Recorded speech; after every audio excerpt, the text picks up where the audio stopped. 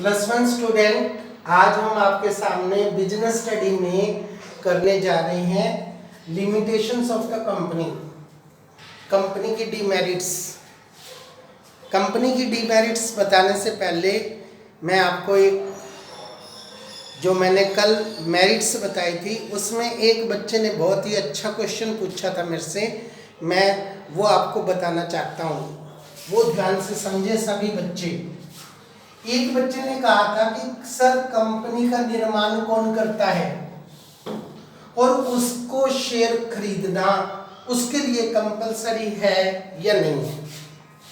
तो ये बच्चों आगे हमारा चैप्टर आएगा फॉर्मेशन ऑफ कंपनी। परंतु उस बच्चे ने हमसे क्वेश्चन पूछा है और he is the intelligent student, तो मैं उस बच्चे को अप्रिशिएट करता हूँ। ऐसे क्वेश्चन बनाने वाले बच्चे हमेशा ही लाइफ में कामयाब होते हैं। ऐसे क्वेश्चन पूछने चाहिए बच्चों। तो बेटा जी, उस बच्चे का जवाब मैंने कल भी दिया था, आज फिर दे रहा हूँ। कंपनी का निर्माण करने वाले जो लोग होते हैं उनको हम प्रमोटर्स कहते हैं। जिस प्रकार से फिल्म इंडस्ट्री में फिल्म का निर्माण कौन करता है? डायरेक्टर। और जैसे ही फिल्म बनकर तैयार हो जाती है वो फिल्म को हैंडओवर कर देता है प्रोड्यूसर को, और प्रोड्यूसर फिल्म का क्या होता है? मालिक। और जो डायरेक्टर होता है वो हैंडओवर करने के बाद अपना कमीशन, अपनी सर्विस चार्जेज लेता है और प्रोड्यूसर उसे दे देता है और वो फिर अगली फिल्म का निर्माण करता है। बिल्कुल सेम कहानी हमारी कंपनी में होती है। ऐसे लोग जो कंपनी का निर्माण करते हैं उसको हम प्रमोटर्स कहते हैं। उनके दिमाग में आइडिया आता है कि इस प्रकार के देश में ज़रूरत है, उस सोच को लेकर वो अपनी सोच को प्रैक्टिकली इम्प्लीमेंट करके कंपनी को फॉर्म में लाते हैं। उसका रजिस्ट्रेशन प्रोसेस करवाना, उसके लिए आर्टिकल ऑफ एसोसिएशन बनाना, उसके लिए मेमोरेंडम ऑफ एसोसिएशन बनाना, उसके लिए प्रोस्पेक्टस इशू करना, उसका रजिस्ट्रेशन करवाना, सारा काम उनका होता है। पूरी रिसर्च का काम करते हैं। और जैसे ही कंपनी का निर्माण हो जाता है तो वो शेयर होल्डर की मीटिंग कॉल करके जिन लोगों ने भी शेयर खरीदे हैं उनको कंपनी हैंडओवर कर देते हैं और कंपनी का डायरेक्टर बना देते हैं। और कंपनी के जो डायरेक्टर हैं फिर प्रमोटर्स को उसकी सर्विसेज के बदले में पैसे देते हैं। अब जो उनकी सर्विसेज के बदले में प्रमोटर्स को दिए जाते हैं वो नकद भी दिए जा सकते हैं कैश में, और शेयर्स भी दिए जा सकते हैं, डिवेंचर्स भी दिए जा सकते हैं, या कंपनी में किसी अच्छी पोस्ट पर उसको फॉर एवर एम्प्लॉय घोषित किया जा सकता है। जैसे कल उस बच्चे ने एक पॉइंट लिखा हुआ था कि उस कंपनी के अंदर उसे सीईओ की पोस्ट पे रखा गया, तो ऐसे हम अच्छी पोस्ट पर रख देते हैं तो फिर हम उसे नकद पैसे नहीं देते, कैश में देते हैं, शेयर्स में दे सकते हैं, डिवेंचर्स में दे सकते हैं, या कंपनी में ही एक उच्च पद पर उसको दे सकते हैं जॉब। तो ये उस बच्चे का बहुत ही अच्छा क्वेश्चन है, परंतु ये आगे चैप्टर आएगा उसमें हम आपको और एक्सप्लेन करेंगे। आज हम कर रहे हैं कंपनी की लिमिटेशन, डिले इन फॉर्मेशन।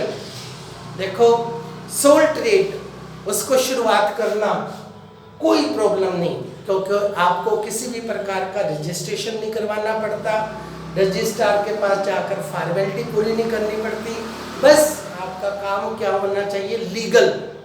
आप कोई भी इलीगल काम तो कर नहीं सकते, परंतु लीगल काम करने में आप रात को सोचो और सुबह अपना काम स्टार्ट कर दो।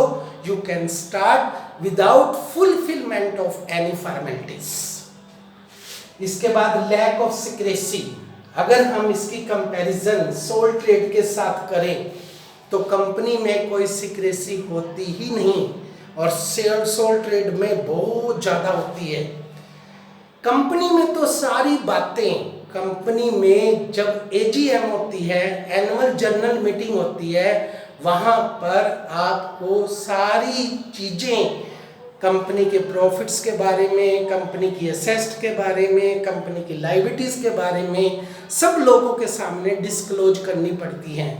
प्रोस्पेक्टस में आपको सारी चीज़ें डिस्क्लोज करनी पड़ती हैं। इसके अलावा भी अगर कोई व्यक्ति कंपनी से कोई इंफॉर्मेशन लेना चाहता है तो उसको थोड़ी सी चार्जेज पे करके वो कंपनी के बारे में इंफॉर्मेशन ले सकता है और कंपनी को इंफॉर्मेशन देनी पड़ेगी। इसलिए सीक्रेसी नाम की कोई चीज़ कंपनी में नहीं होती है।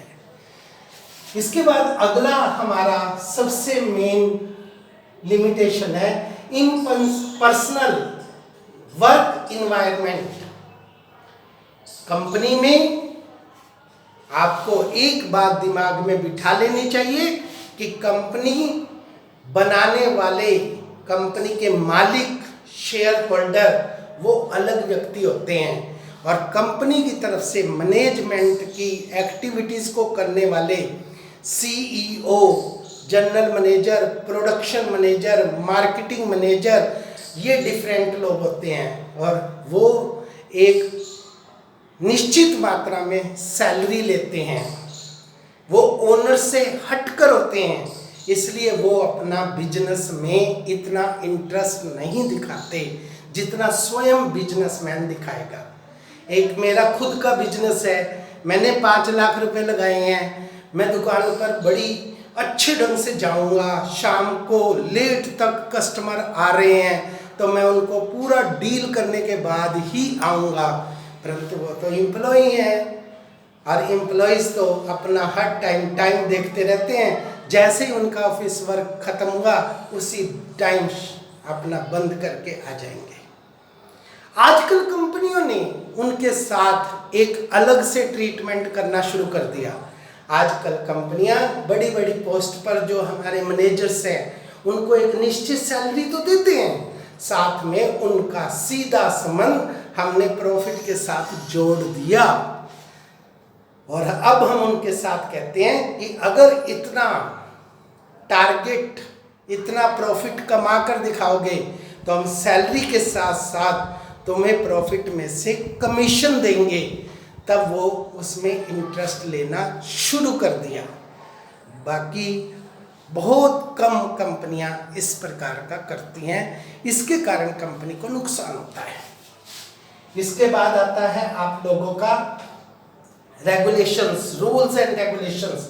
कंपनी को शुरू करने में रजिस्ट्रार के पास बहुत सारी फॉर्मेलिटीज़ आपको पूरी करनी पड़ती हैं और बार बार हर साल जनरल मीटिंग की जो भी रिपोर्ट होती है वो रजिस्ट्रार के पास जमा करवानी कंपलसरी होती है और वो किसी भी चीज़ पर कई बार एक्शन लेकर कंपनी की पूरी क्रिया को, एक्टिविटीज़ को बंद करवा देता है। इसके बाद डिले इन डिसीजन। कंपनी में जब भी कंपनी में डिसीजन होता है उस समय बच्चों हमें एक मीटिंग कॉल करनी पड़ती है, जिस मीटिंग का नाम होता है एनुअल जनरल मीटिंग। इसके अलावा बीच बीच में भी हमें कोई भी डिसीजन लेना है तब मीटिंग कॉल करनी पड़ेगी। अगर मीटिंग में 75% शेयर होल्डर उपस्थित नहीं हो तो आप मीटिंग में कोई डिसीजन ले ही नहीं सकते। दोबारा से फिर मीटिंग करो, दोबारा से फिर शेयर होल्डर को इनवाइट करो। इस प्रकार से आपको डिसीजन लेने में काफ़ी समय लग जाता है और आपके हाथ से अच्छी अपॉर्चुनिटी फिसल जाती है और कंपनी को नुकसान होता है। इसके बाद आता है जी आपका ऑर्गेनिक, आपका मैनेजमेंट। मैनेजमेंट में हमारे जो भी बोर्ड ऑफ डायरेक्टर्स होते हैं वो शेयर होल्डर्स के द्वारा इलेक्ट किए जाते हैं। अब कहने को बुकिश लैंग्वेज अगर हम सोचें तो ये हमारा डेमोक्रेटिक सिस्टम है, हम अपने हाथों से उनका चुनाव करते हैं, बट ये केवल एक बुकिश नॉलेज है। प्रैक्टिकल लाइफ में ये बिल्कुल डिफरेंट है, क्योंकि प्रैक्टिकल लाइफ में जिस बंदे के पास मोर देन 50% शेयर होते हैं वही बंदा बार बार बोर्ड ऑफ डायरेक्टर्स के रूप में इलेक्ट होकर आता है, तो उसकी अपने आप ही क्या बन जाती है, मोनोपोली। क्योंकि 50% से ऊपर शेयर तो उसी के हैं, बाकी 49% लोगों के पास है, तो बार बार उसका इलेक्ट होना कंपलसरी है और वो हमारे लिए हार्मफुल होता है।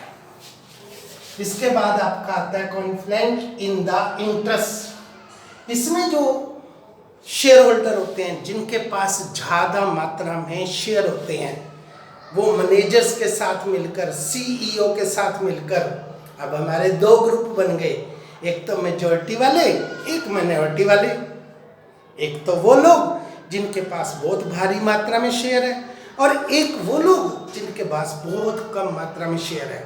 तो जब कंपनी में प्रॉफिट्स होता है तो जनरल मैनेजर्स के साथ मिलकर जो मेजॉरिटी वाले हैं वो मैक्सिमम प्रॉफिट को डिक्लेयर ही नहीं करते और आपस में हड़प लेते हैं, और बाकी जो डिक्लेयर करते हैं वो कम मात्रा में करते हैं, उसमें से फिर हिस्सा ले लेते हैं। इस प्रकार से मेजॉरिटी वाले तो डबल हिस्सा ले लेते हैं और जो मिनॉरिटी वाले हैं उनका शोषण होता है।